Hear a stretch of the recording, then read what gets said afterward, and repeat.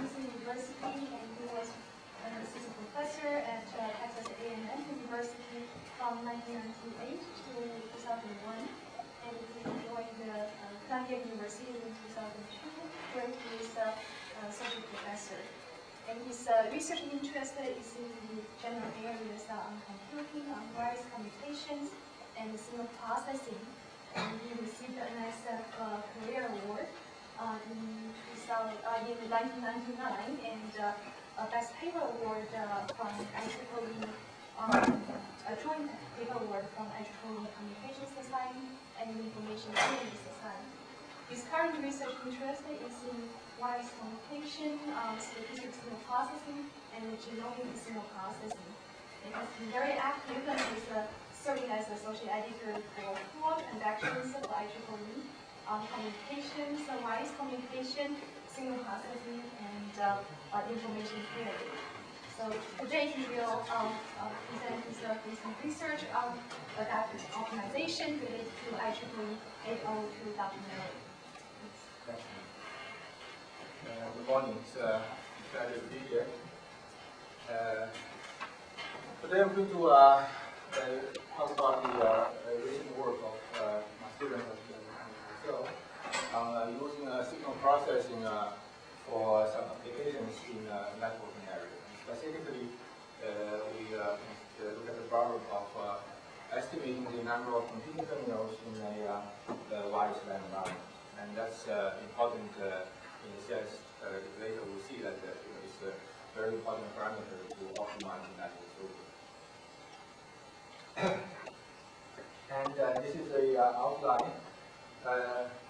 First is some background on the 802.11 network, and state the signal processing problem, and then talk about the some background knowledge on the so-called multi-color signal processing, which is the main tool, main statistical signal processing tool I'll be using for solving this problem. Okay. And then I talk about the 3 or 4 types of estimators for this problem we are looking at, and then show you some experimental results using this tool. Okay, so let me first talk about this problem of interest.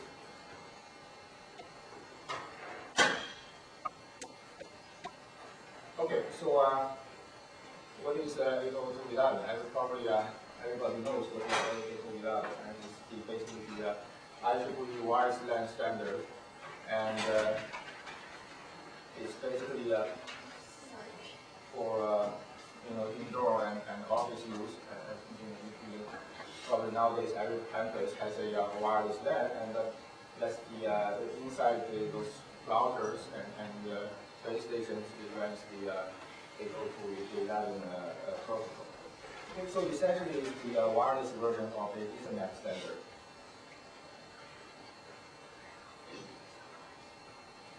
Okay, the basic setup for the 802.11 is essentially a cellular structure where you have access point and the mobile terminals or laptops communicate through the access point, which is in turn linked to the backbone network. So you see this type of access point probably everywhere in the building, and that's the notation at the cellular setup. And again, the access point is connected through the national network to Wi-Fi. Okay, so let's talk about the since this 802.11 is a wireless version of the Ethernet, and the most important aspect in this setup, in this problem under consideration is a medium access control. So let's first recall the media access control scheme for the Ethernet, and that is the wireline network. Okay. And as probably we all learned from the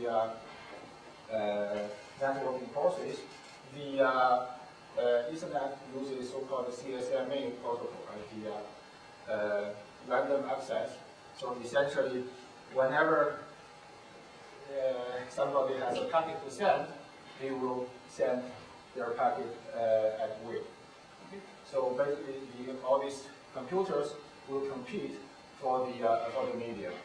Okay? And it could happen that if two guys have packet and they want to send at the same time, then it will result in a collision. Right? So this is the typical access scheme for Ethernet. And that's called the carrier.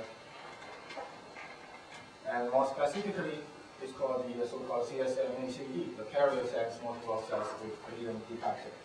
Okay, so the way it works as follows.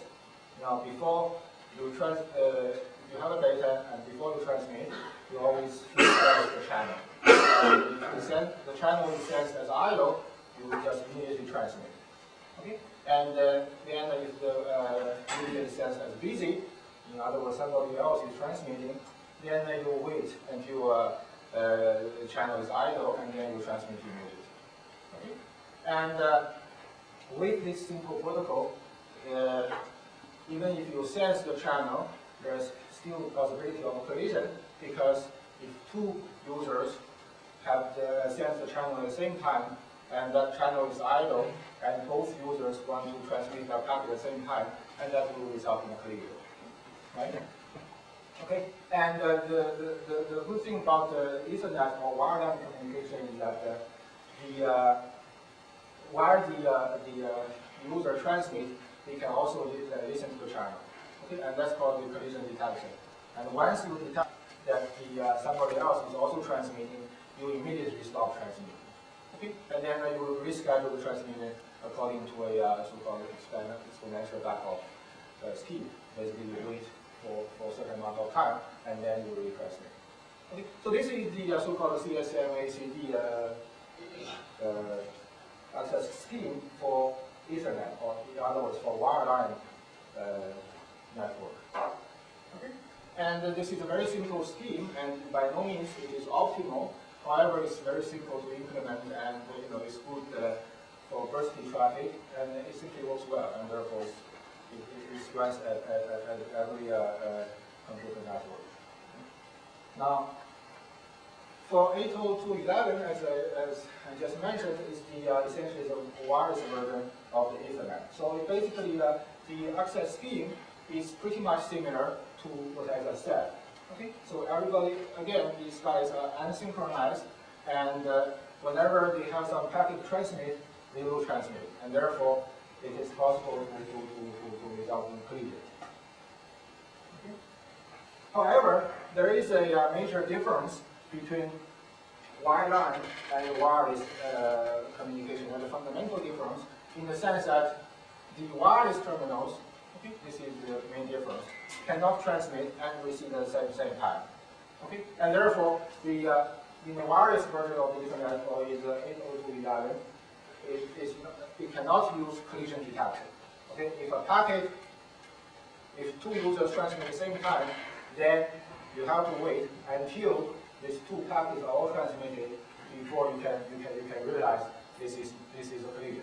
Okay, so that's the difference between wireline and wireless channel. Okay, so for 802.11, it uses CSMA, but it cannot use collision detection. Okay, so instead, and this is because the wireless terminal cannot transmit and receive at the same time. Okay? So instead, it uses so-called collision avoidance. Okay? So what it does is, remember in the wireline channel, it always transmits as long as it has packet and the sense channel is idle, right? Whereas in the 802.11, what it does is, even it has it does not start transmitting immediately. Okay? It always waits for a random period of time before the transmission. So the idea is, if you wait before for a random amount of time and then you transmit, so that you somehow asynchronize, make the transmissions asynchronous, and therefore try to avoid the collision. Okay, so again, this is a very simple heuristic, and this is the protocol that works in all these wireless access cards. Okay, so that's the major difference in terms of protocol between wireline and wireless network. Okay, and So it uses, again, similarly to the wireline panel, it uses the exponential back-off scheme for transmitting. Okay, and not only after collision. Okay, even it has whenever it has a packet to transmit, it always wait for a random amount of time. And this scheme is as follows. First, it chooses a back-off time uniformly from a range from, let's say, 0 to W, where W is a window size. Okay?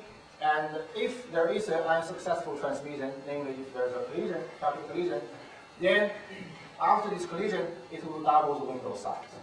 Okay? And again, the idea is here is also heuristic in the sense that because you have collision, that means the channel can be congested. So you want to increase the length of the window, the waiting window, so that we want to somehow avoid this kind of collision in future. Okay? And this is called exponential back out because the window size is double every time. Okay? So this is the example the way it works. Now, if you have packet transmit, okay, again, even if the whenever you have a packet transmit, you always wait a random amount of time between this, let's say, 0 to window size W. Okay, and if there is a collision, you can detect this collision by using this reactive after the packet, right? You don't receive a acknowledgement, you know the packet is lost. Okay, so. And if there's a collision, then you double the window size next time. Okay, so next time you pick a random amount of waiting period from 0 to 64. Okay, if there's a collision again, then you double it again. Okay, now this time is success. Next time the window size is reduced by a factor of 2. Okay. So this is the way and of course there is a maximum window size here. Okay, so this is the simple protocol inside all the wireless access card. Okay, so you can see here, basically, it's a very simple protocol, and the main parameter is basically this window size. Okay? And then window size determines how well the system, how the system is moving. Okay, so now if you think about it, just intuitively, the effect of such a parameter, okay, and if the number of terminals in the system in the network is high, then the possibility of multiple collisions can be high, and then eventually they will keep increasing the window size until you hit the maximum window size, right? And of course, if your window size is long, then you incur a large delay, right? And therefore reduce the throughput. Right? On the other hand, if you use a small number of, if the number of users in the network is small, then the probability of collision will be small, and therefore you will have a smaller window size. Okay. However, you cannot make the windows too small because, again, that will result in a high collision rate. Okay. So by playing with this window size parameter, you will have a it is possible to maximize the throughput of matches, right?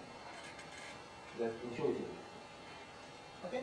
So therefore, from such an intuitive argument, it is not difficult to see that knowing the number of committing terminals inside this network is important, because if you know this number of terminals inside the network, then you can adjust the window size accordingly to find the optimal window size. Okay, and also another advantage of knowing such a parameter is you can do load balancing. Right? If you have different APs at that point in the building, then you can somehow migrate some heavily congested network to some of the users to be less congested APs. Okay, so it's good to know this number of users or computing terminals in the network. However, on the other hand, in 802.11, this parameter is actually unknown to the computing terminals. Okay, so that's the problem, and therefore in the standard it's very simple. Every time you see a collision, you always start with the window size. It has nothing to do with the number of terminals in the system. Yes. At what rate does the window size grow over time? Is it known? At what rate does the window size grow over time? For performance detail? Oh, you mean the analytical relationship? Yeah, there is some work. Actually, I'll talk about this. There has been some simple analysis on this. Yeah, I'll show you some curves. So there's a reason why you do it there. I'm sorry? There's a reason why you did this thing there. Yeah, actually, If you try to adjust the window and the number of users also adjust, you can get the logic solution.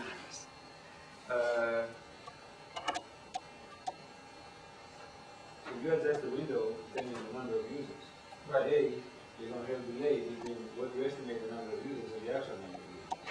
The number of actual users will keep changing. You keep changing the window, you have to start adjusting it. And only then that can be useful. Yeah, that's definitely an issue. Yeah.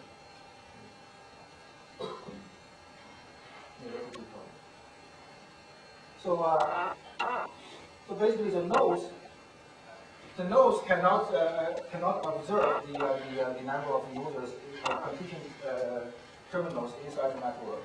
However, the nodes actually can observe the probability of collision, right? Because it can tell whether a packet is lost or not, right? And so here is the idea: if nodes can estimate based on such a probability of a packet loss, if you can actually estimate the number of computing terminals inside the network, and accordingly, if you can adjust this network, this window size, then that's the basic idea for adjusting this window size. Right? If I can, based on the probability of collision, packet loss, if I can find a way to estimate the number of terminals, then I can accordingly adjust the window size. Okay? So that's the basic idea for using signal processing to tackle this problem of estimating the number of computing terminals based on the number of packet loss. Okay, and in order to do this, and this is not a very, actually, it's not an easy signal processing problem. And in order to do this, I'm going to first talk about some background on Monte Carlo signal processing. And this is a very powerful statistical signal processing method which has been recently applied to many problems in communications and in signal processing. So the idea is that here is the basic setup. In the statistical signal processing, the basic problem can be formulated in a very simple way, right? You want to estimate an unobserved random variable x, and given a realization of some statistically related random variable y. Okay?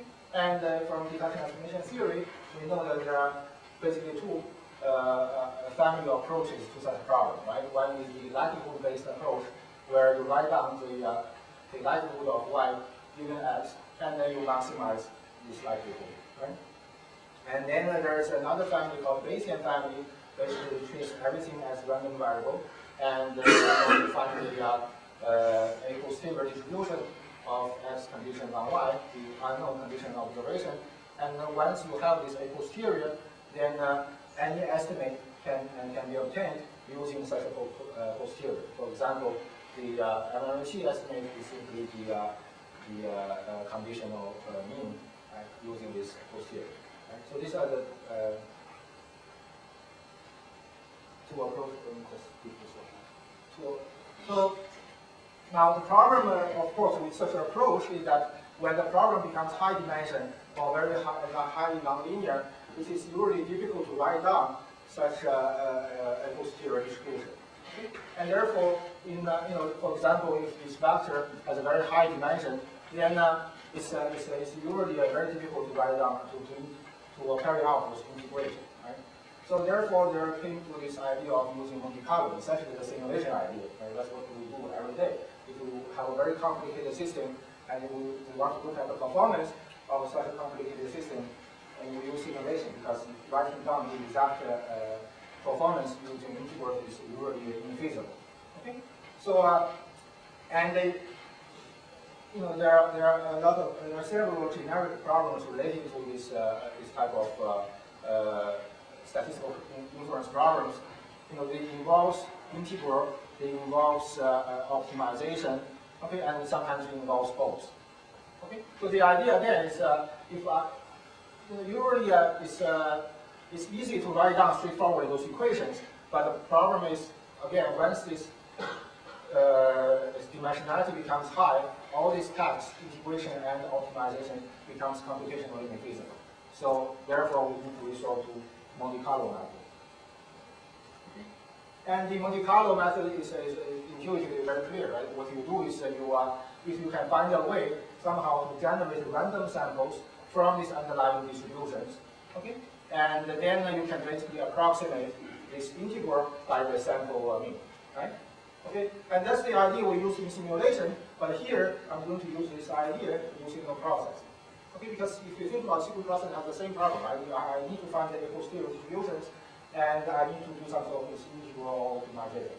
And if I can find an intelligent or smart way of doing those integrations using a Monte Carlo method, then I have a Monte Carlo-based signal process. Okay. So, and in statistical literature, there are many ways of generating random. So the key here is to generate random samples from some sophisticated underlying distributions. Okay. And classically, the way in which to generate random samples, for example, is to use the so-called acceptance rejection method. Okay, this is the most classical method for generating random numbers from certain distribution.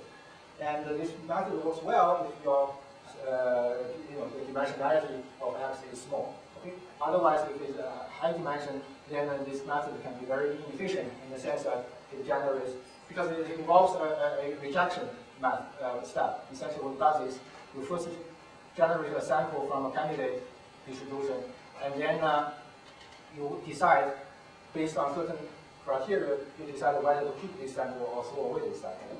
And the problem with a high dimensional problem is if the dimensionality is very high, then most of the time you essentially throw away the sample. So the method can be very inefficient. Okay, so the classical method cannot be applied straightforward to this type of problems. Okay, and there is another idea for generating samples from some statistically underlying distribution. That's called important sampling.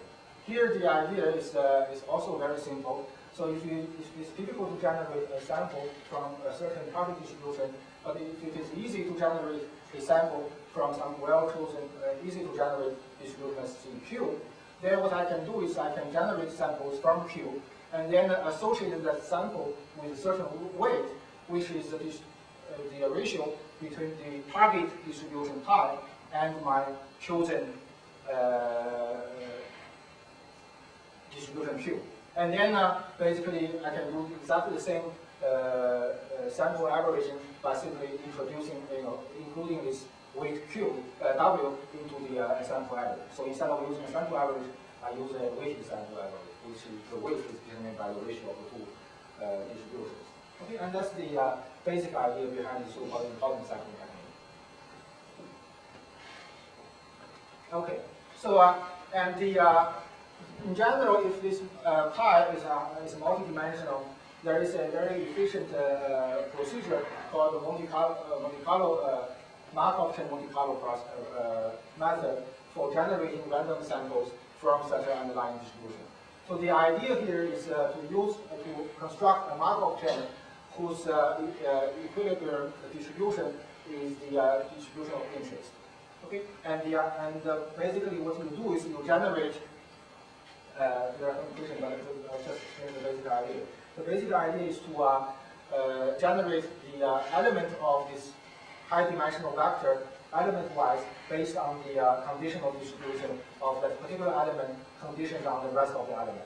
Okay, so essentially you break a high-dimensional problem into a low-dimensional problem, and if you can efficiently generate samples from those conditional distributions and under some very mild regularity conditions, you can show that this procedure eventually, when it reaches a steady state, it gives you the samples from this target distribution.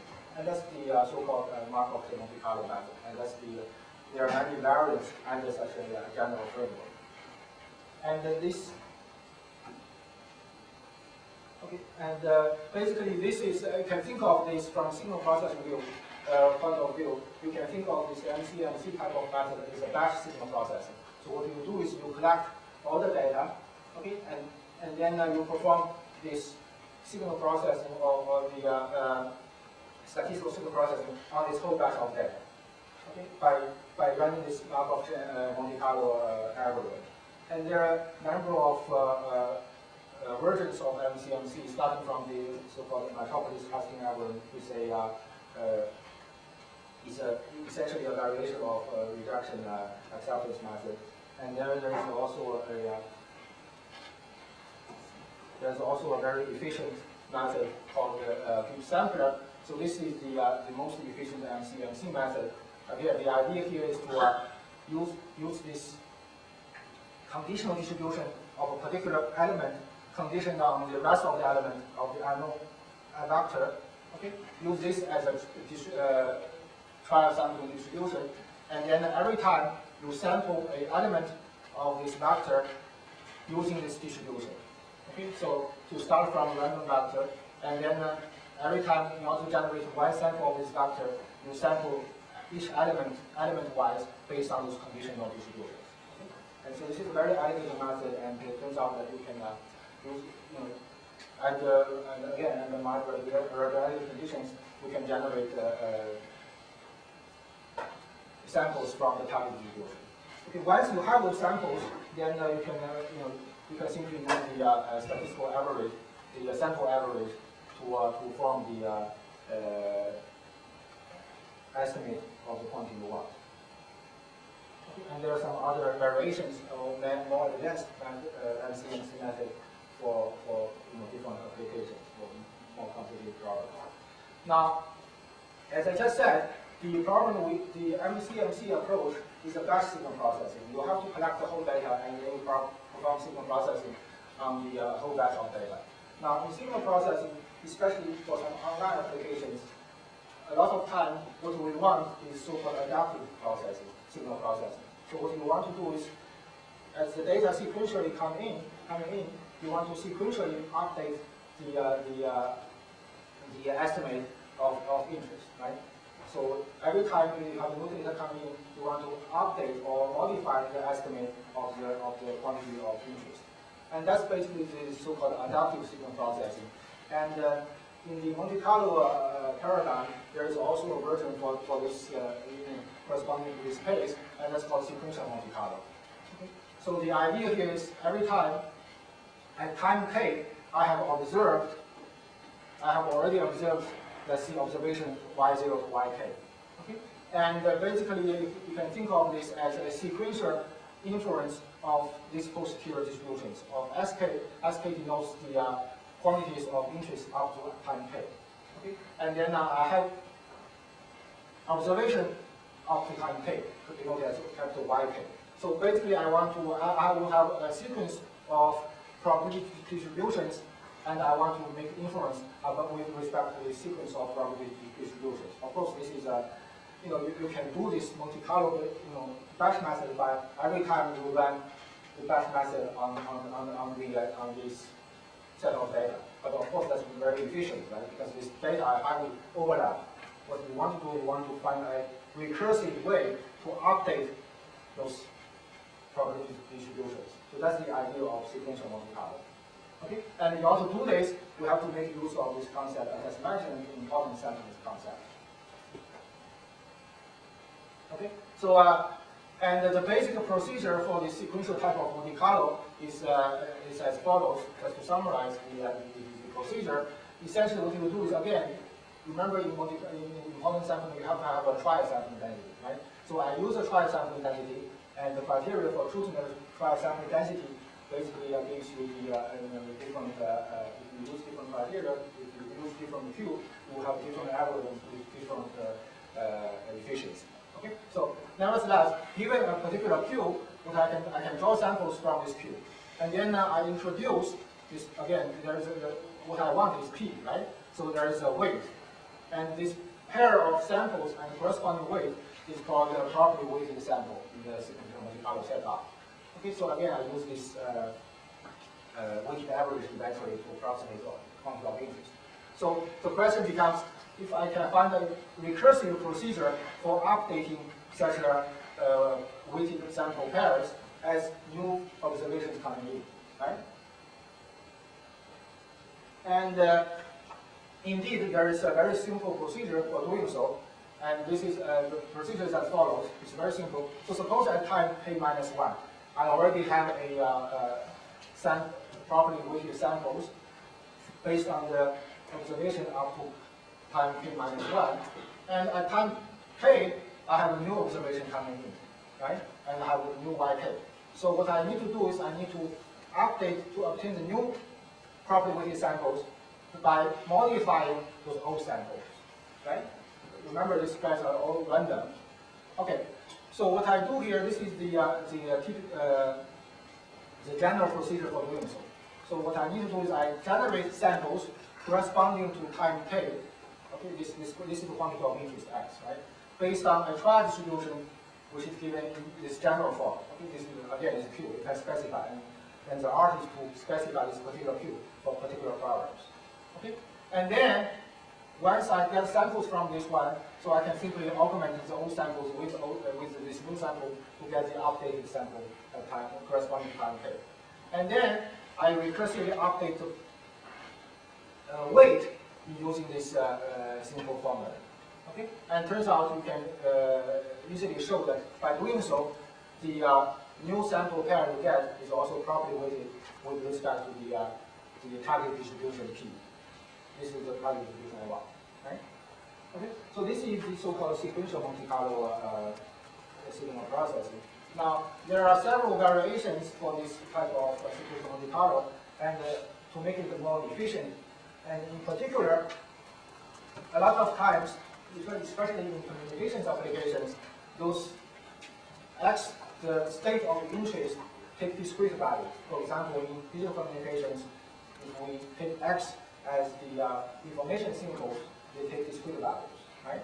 And in our application, the problem we are considering, the number of users in the terminal also takes discrete values, right? So for those applications, you can actually simplify this this sequential Monte Carlo procedure to get a much simpler update formula for doing this sequential update. Okay, and there's another variation. You know, so far all the sequential Monte Carlo-based method, the random method, is based on generating random samples. Okay, and you can actually heuristically modify this method to get a deterministic values. Instead of, so the idea is instead of doing random search, you invoke this so-called greedy type of idea, and then you get a greedy type of method. So this is all variations of the sequential Monte Carlo procedure. Okay, so this is the background on this signal processing tool I'm going to use for this particular problem I'm going to look at. So next, I'm just going to make use of these statistical tools and use them to solve this problem of estimating the number of terminals in the wireless network. Okay, so let's look at several possible estimators for this particular problem. Okay, so let's recall the problem we are considering is let's denote x as the number of computing terminals. Okay, and let's denote this PC as the packet collision probability, and the window size is W denotes the smallest window size, and to the power of n is the after this expanding the window size. Okay, and there has been some analytical work to look at the number of terminals and the I'm sorry, this is a type of should be equal sign. Okay. So there has been some analytical work looking at the relationship between this x and the window size and the collision probability. Okay, and so under some very simplified conditions, you can get this analytical expression. However, again, this analytical expression, although it looks already quite complicated, is obtained under some very simplified conditions. And if you plug in this, if you check this formula against the NS2 simulations, they do not really match. Okay? So, but nevertheless, what you can do is you can, given a particular network environment, you can always do simulations to get a curve for this relationship between this x and the window size, and then you can do a curve matching to get this relationship. Okay, so the point here is that there is a functional relationship between the number of computing terminals and the collision probability. Okay, and this functional probability, the functional relationship is important for inferring the number of terminals in this network, because what you can observe or you can estimate is this PC, right? And what you want to estimate is X. Okay? So Each terminal is doing this. I'm sorry. Each terminal is doing this. Is that the underlying setup? That each competing terminal is estimating number of. Yeah. So basically, each computing terminal can know how many packets are lost. So based on this, I want to find a procedure to estimate these packets. Okay. So the estimating this PC is very simple because all you need to do is count how many packets is lost, right? So if I denote the indicator C, it is 0 if the I stop is lost, or corresponding to a successful transmission, and if CI is 1, if it is busy or lost, then basically the number of packet loss is simply, and if I set a window size of length p, then simply this number of lost packets is the sum of all these indicators, right, within this window size of p. Okay. Now, again, the probability of packet loss is this PC, the probability, the packet loss probability, and therefore the this random variable y takes a binomial distribution, right, with this distribution. So that's essentially the observation model in the system. So this is the data setup. So now we can formulate this inference from as follows. So suppose the number of terminals at time t is xt, okay, and it takes the value from certain integer numbers, okay, and I have, in order to formulate this problem, I have to set this up, right? So what I do here is I make a following assumption. I assume this xt evolves according to a first order Markov 10, and with certain unknown transition probability matrix A and the unknown initial vector. Yes. Yeah, in the previous slide.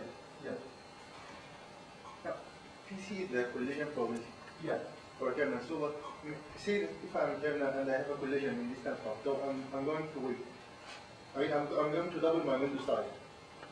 So shouldn't the collision probability, the next collision probability, shouldn't these two collision probabilities be somehow correlated? Because the probability that I have a collision after the center collision should decrease, should reduce. But according to this binomial distribution, this is like independent events. No. See, here this is for any instant, right? See, this PC is a function of number of users, right, inside the network, right? So at any particular instant, this PC is determined by the window size and by the number of terminals that given that time. Right? And that's for the observation according to this model. But because everything is dynamic, that's why I have this set up. Everything is dynamic. Okay. Okay. So the I'm sorry. So this is set up. Essentially, I need to trace this Markov 10, okay? And I need to, based on this observation of y's, number of collisions, as a function of time, I need to trace this number of users within the system. Okay? So, of course, this is a very strong assumption. Right? I assume this assumes some sort of Markov model, and whether this is valid or not eventually has to be verified by experiment. Right? So, eventually, in the realistic setup that's why eventually I not use NAND simulation, I use the NS2 simulation and set up everything according to the protocol and run this algorithm and see if it gives me good result. Okay? So this Markov model, this Markov assumption is eventually verified by the experimental result. Okay? Although for here, for the derivation purpose, I have to set up this way. Okay? Now, say this transition matrix A, I can further impose some constraint in the sense that basically the probability of changing the number of large number of users change from one time instant to another should be very small. Okay, so therefore I can impose certain bandit structure on this transition matrix to simplify, to basically make the estimation more accurate. So this is not required for the algorithm, but just because let's say if I have 8 users, instead of estimating 8 by 8 matrix, if I can only assume the matrix is banded then I can estimate a much smaller number of numbers so that I can increase the number of estimation accuracy. Okay, so that's the so typically we assume like a banded, very small banded structure for this matrix. Okay, so then we have this following space-based model. Okay, the state, which is the number of users inside the system, evolves according to a first-order Markov chain, again with unknown parameters. Okay, and what I observe is the number of collision packets, which is a function of my state. Okay, so here this is changing. Okay. Okay, so and again, because I need this function relationship between PC and XT, and this one is done either through the Bayesian analytical method, if I exactly know under such a very simple assumption, or in a more realistic setup, I can do simulations to get this functional relationship using curve fit. Okay, so once I have this problem, then basically the problem becomes making inference about this set of states of X based on the observations, set of observations. Okay? And so we have, once this problem is set up this way, we can use either batch processing or processing or sequential processing. Right? So that's why I'm going to do. I'm going to and let's denote these unknown parameters for this problem. The theta improves the transition probabilities and improves the initial vectors. Okay? And this X is the state I want to infer, and Y is observation. And for batch processing, mainly what I want to do is, I want to, this basically serves as a baseline, right? Because in practice, you want to do is do a online estimate. But this gives you the best performance you can do. You collect certain amount of observation, and then based on this, you run a Markov chain Monte Carlo to get the number of state values according to that time frame. Okay? And so this is the basic procedure. What you have unknown random vector quantity in this case, the initial probability vectors, each rows of the transition matrix, okay, and the state, right, from 0 to t. Okay, so what you do is you can actually, for this is a very nice problem in the sense that you can actually get the closed form expressions for all these conditional distributions. Remember, in the typical heap sample, what you do is you need to get the a posterior distributions of all these unknowns conditional on the other unknowns. Okay? And by properly setting up all these a priori distributions for this particular problem, you can actually get the very nice closed form solutions for all these a posteriors, and you can therefore specifically these probability vectors follows the so-called multivariate distribution. And this is basically the batch estimator. And but we are more interested in the sequential version of the estimator, right? The idea is every time you have an estimate of packet loss, you want to update how many users right now are in the system, right? Because the number of users in the system can evolve, right? Okay. And to do that, we basically have to make use of this idea of sequential Monte Carlo. And again, the art here is to how to choose that particular trial distribution. Okay, to get a very, because if you do not choose it properly, then first of all, it's difficult to generate those random cycles. And secondly, the algorithm will not be efficient. So for this particular problem, and again, this problem has some certain structures which enables some very close, very nice closed form solutions. So in particular, it turns out that remember theta is the unknown parameters, right? It's the probability vector and the rows of the transition matrix. Okay, and since this is a directly distributed, and it depends on some sufficient statistics. Okay, so instead of updating this based on the past samples and past observations, you can actually form this sufficient statistic and track the sufficient statistic. Okay? And in particular, the sufficient statistic involves the distributions, the parameters involved in these two direct distributions. So basically, eventually the algorithm works as follows. Every time you update those parameters, lows and alphas, which are the parameters associated with the direct distributions for those probability vectors. Okay, and this update rule here very simple, based on the observations and based on the past samples. Okay, so once we have observed this, then we can decompose this trial distribution Q. Remember, Q is the most important quantity for this algorithm, and into this nice decoupled form, and then you can sample the state and the parameters separately.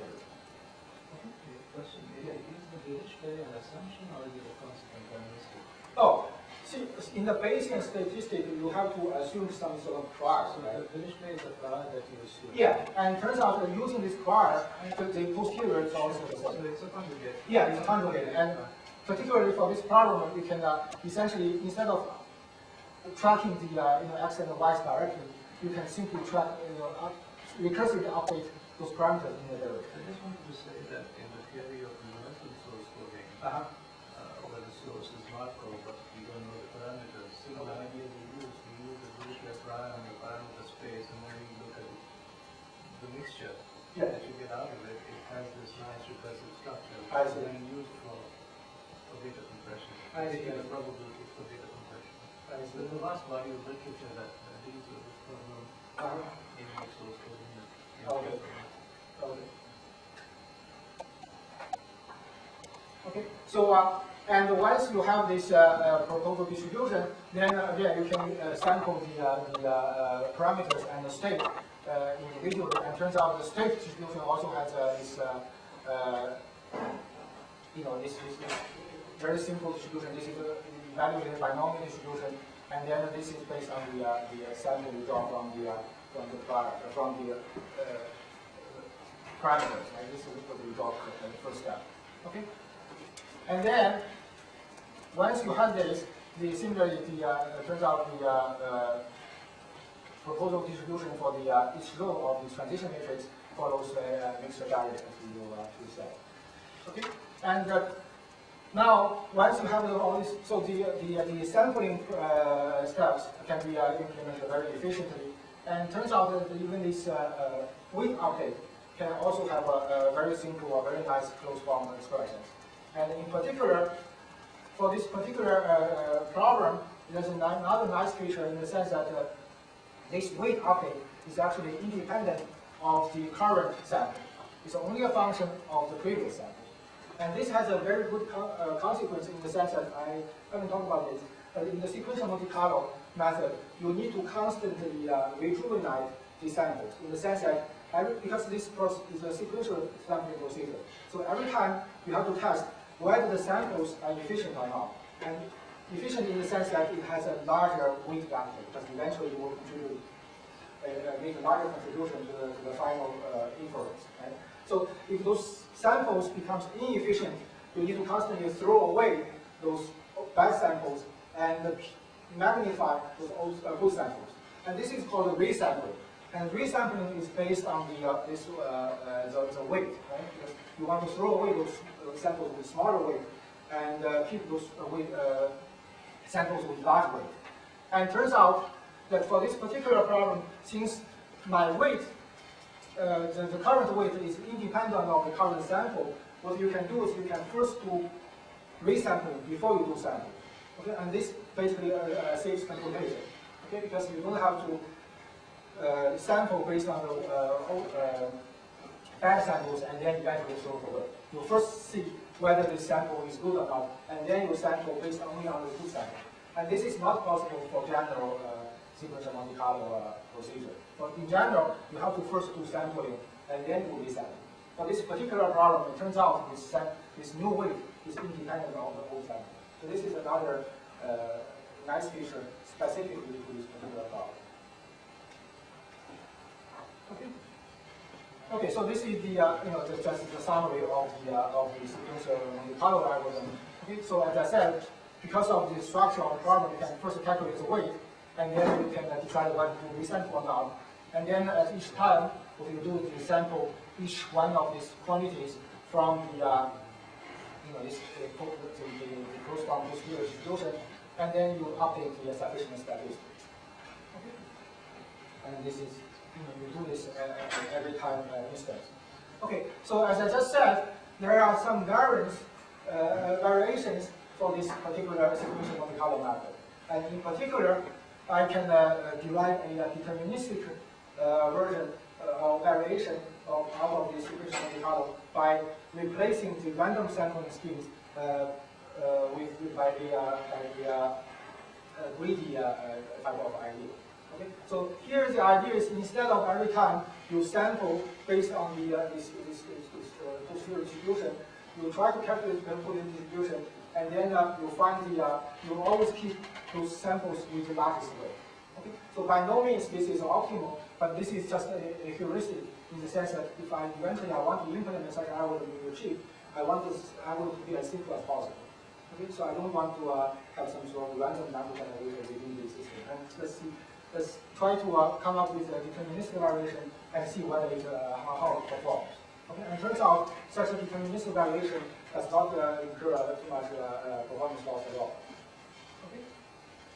And okay, so again, the derivation of this deterministic method also contains some nice closed form expressions. So eventually, everything there's a lot of integration can be done in a closed form, and this is because this various assumptions.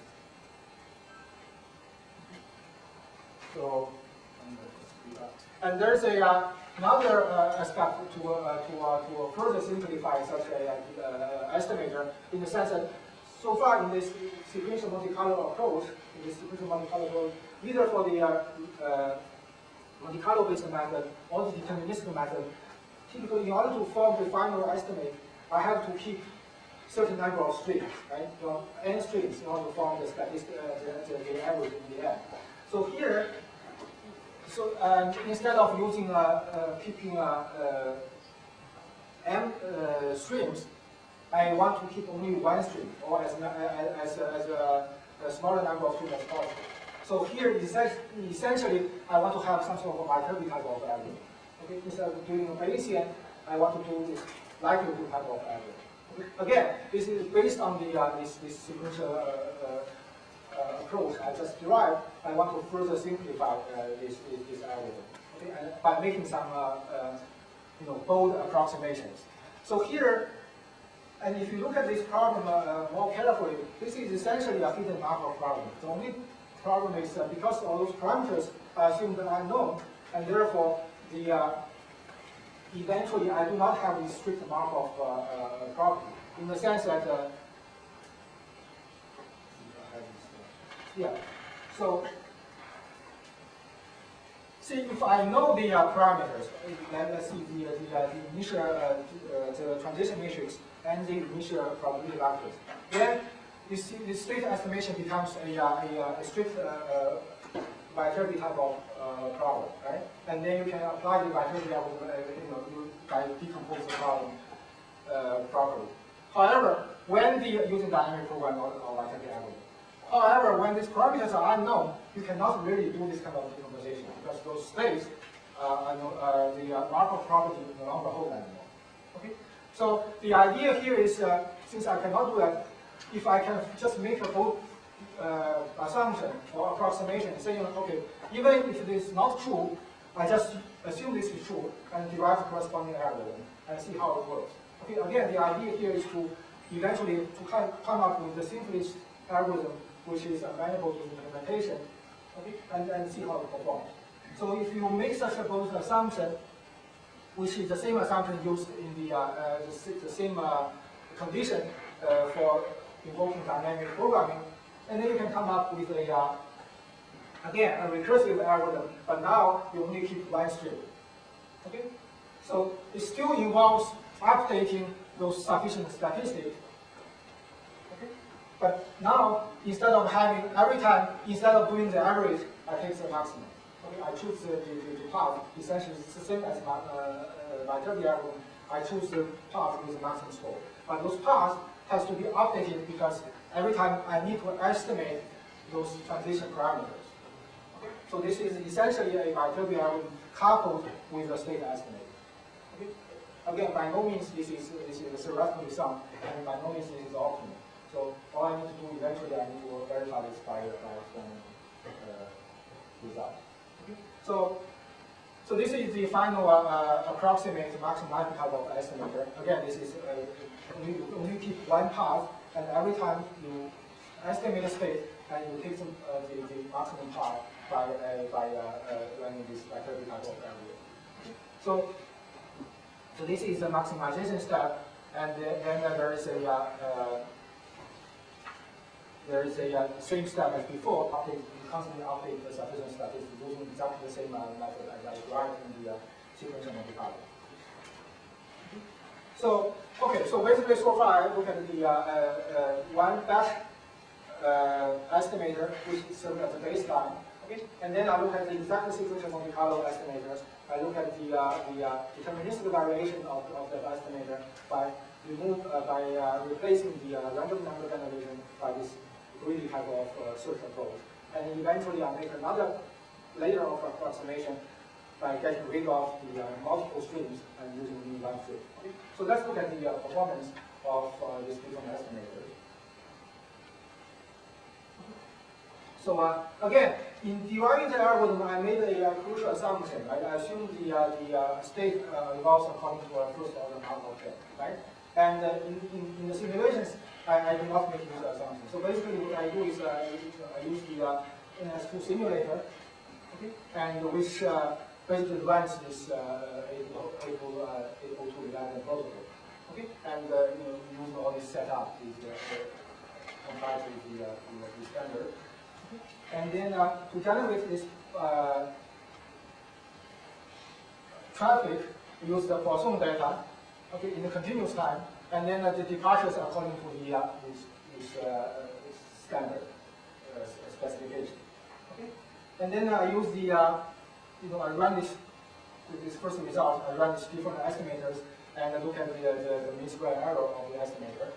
Okay, now this is the result of these 4 different estimators, and this EGF is the existing estimator delivered based on the standard common filter and some critical detection through some test method. Okay, so as expected, the Gibbs sampler gives you the best performance because Gibbs sampler is a batch algorithm, right? So it's more important to look at the performance of the difference among these different sequential Monte Carlo sequential estimators. Okay, this is the sequential Monte Carlo method, and this is the deterministic method, and this is the final estimator. Okay. As you can see, basically, the simplest estimator, although I made a lot of approximations, is actually not far away from the exact sequential Monte Carlo. And furthermore, the existing the proposed new method based on the Monte Carlo method is performs significantly better than the standard common filter based method. Yeah. How many users are in the system and are these homogeneous people? Yeah, no, this is I think the on average for this one, I think it's 20. But because this assumes certain Poisson arrival, right? So I think for this particular simulation, the average number is 20. So these are some of the error curves for these different estimators. So the main message here is this is the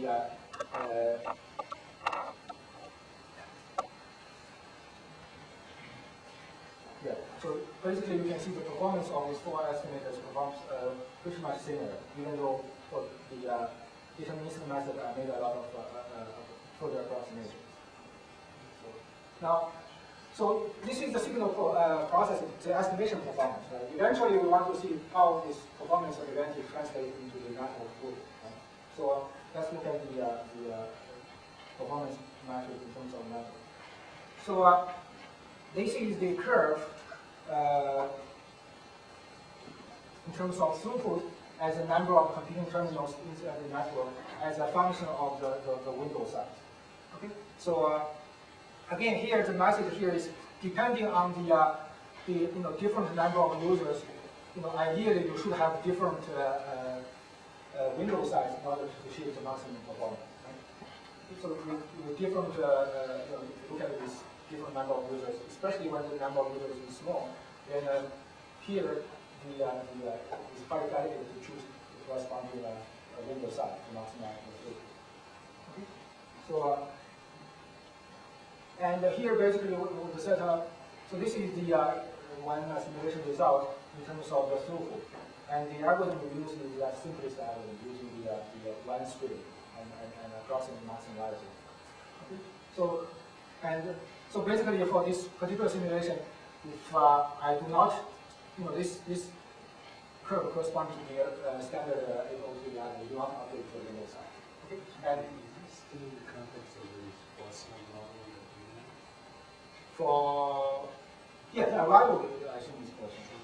So what's the number of people in terms of solution? This is the average number of users in the So in the Poisson, for example, basically just see for each number of terminals you have a corresponding arrival rate is the percentage rate.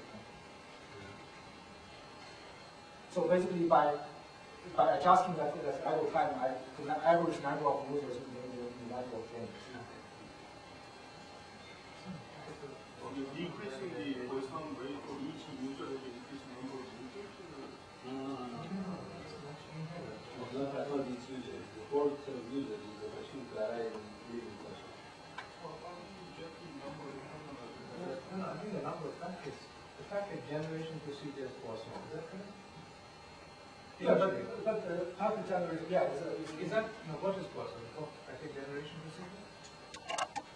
No, it's a number of users because the packet according to this standard. This is the if a user has a packet, then this is the packet size. Yeah. So I run one sample path. yeah. How do I get? So if you run one sample path, you get one curve, one point in this curve, right? Right.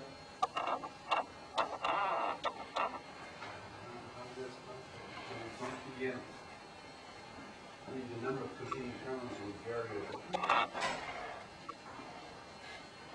Look, this is on average. This is on average. And what does that then mean, normalized throughput? I'm not too sure I understand how you can do these things. Well, for each, let's see, for each person arrival parameter, right? I can get the average number of terminals within the network. So because for each person arrival parameter, it corresponds to a particular average number of users in the system. But this is run with one value of No, this is multiple values. this for one particular point. I run manual simulations corresponding to one particular lambda. I get the corresponding value, and then I run another value of lambda. So multiple values are run that can give you the same number of competing terminals. No, different number of definitions. This one and this one. This point and this one correspond to different lambda.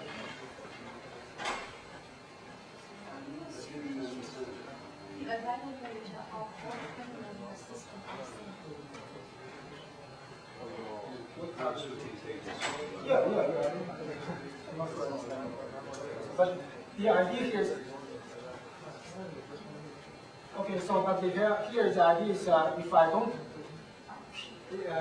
adjust the window size, then basically the throughput will decrease because there will be a lot of collisions, and you have more and more users in the system. Then even if you run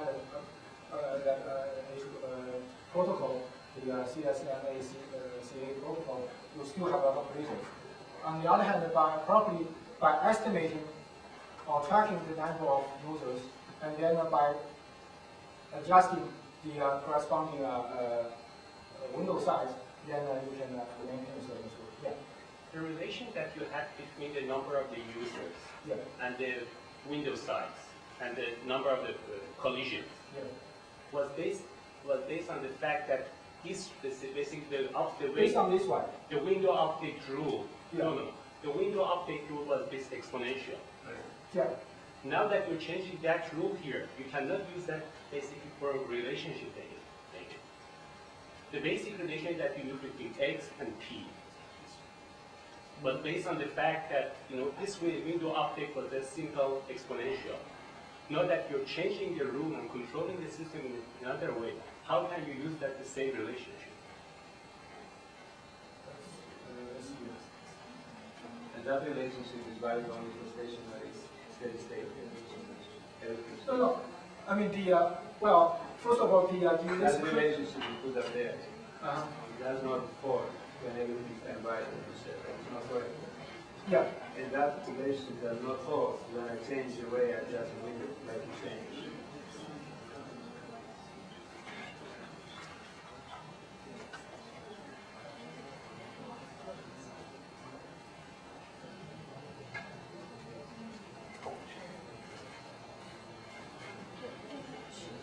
Well,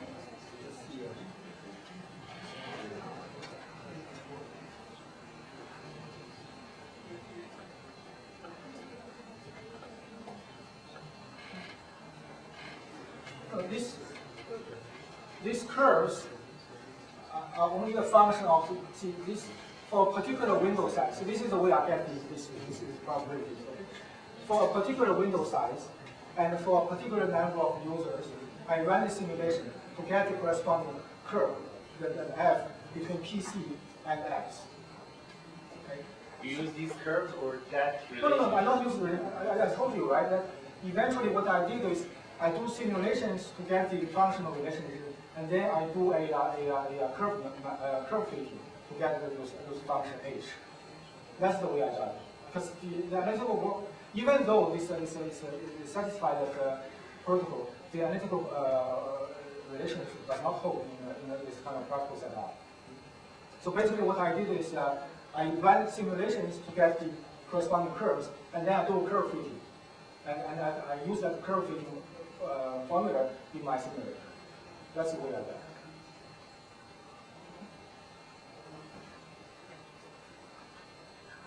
Okay, so let me just write this out. So so basically, let me just here. So the final result saying okay, this is the final conclusion. Okay? The estimator to get an estimator with higher accuracy helps if the system load is small or to medium. On the other hand, if the system is highly loaded, then the estimator, the accuracy of the estimator does not make too much difference. So this is illustrated here. Remember, I have this previous estimator and my estimator. So if the load is small, then you can see a large improvement in terms of throughput. On the other hand, if the load is high, then although there is still some difference, but the improvement becomes marginal.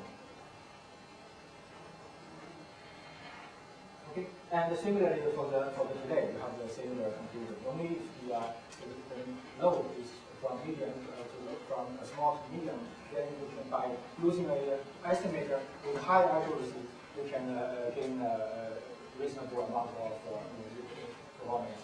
But otherwise, if the load is very high, then an estimator, the accuracy does not play a very critical role. Okay, so this is the summary. I look at the idea is to apply the signal processing method to solve some interesting problems in the network, in particular by dividing a more accurate estimator using some more advanced signal processing techniques, and by doing some sort of various approximation and simplification to make it more amenable to implementation. And it turns out the algorithm we eventually got provides significant performance gain over the existing. By the way, this problem has been treated quite a lot in the literature. In the literature, there are various ways of adjusting this window size. And the most related work is that one by using this extended common filter. And that's the only one which actually applies signal processing to solve this problem. And basically, our work is motivated by this one. And it turns out that indeed, by providing a more accurate estimator, we can obtain some network performance gain, at the medium to lower network setup.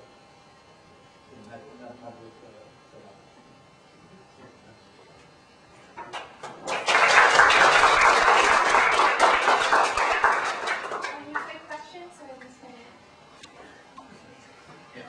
You assume the number of user transition probability is a first order Markov chain, right? I wonder because you had this variation of the window size. What does that mean?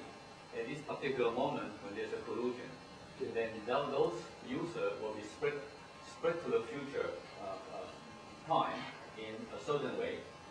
So it's obvious if this is the case, it's no longer a first order Markov chain. Yeah, definitely. If you think about it, that's not a first order Markov chain. In the sense that even if I assume the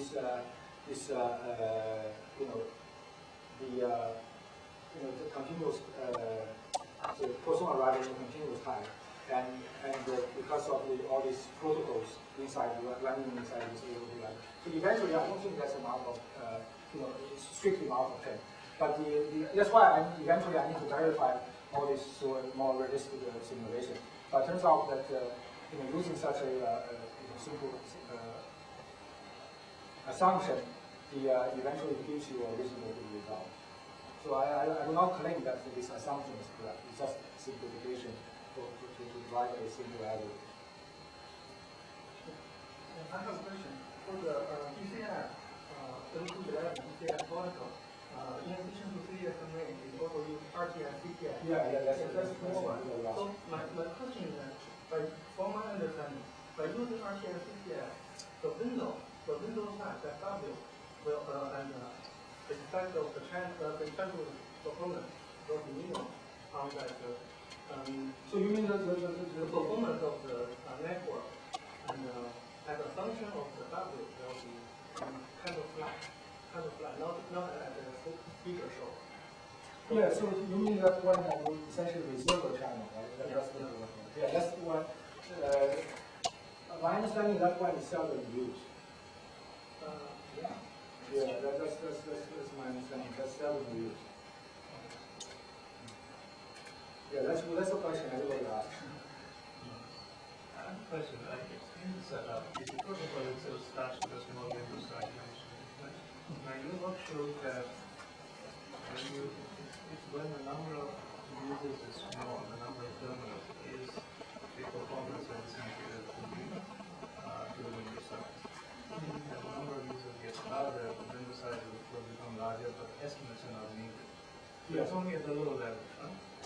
Low to medium. Low to medium. Is it because the protocol is inherently doing itself without having to estimate? Well, on the other hand, so the question was, why is it necessary to perform good estimates? When the protocol itself seems to have this effect, it starts with a small window size. Right.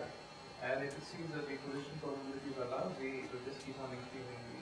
Yeah, but on the other hand, if you look at this curve, right, you see the behavior of this region is very sensitive. If the user changes a little bit, then you see the slope of this part is very sharp. Right? So that means if you get the wrong estimate, then suddenly you can lose quite a lot. So the wrong estimate simply would mean that you have chosen too large a window. Both ways, I think. So in this region, this is pretty much flat. Right? Where in this region, this is very sharp. And then that's why why a good estimate is important. There will be a roundtable discussion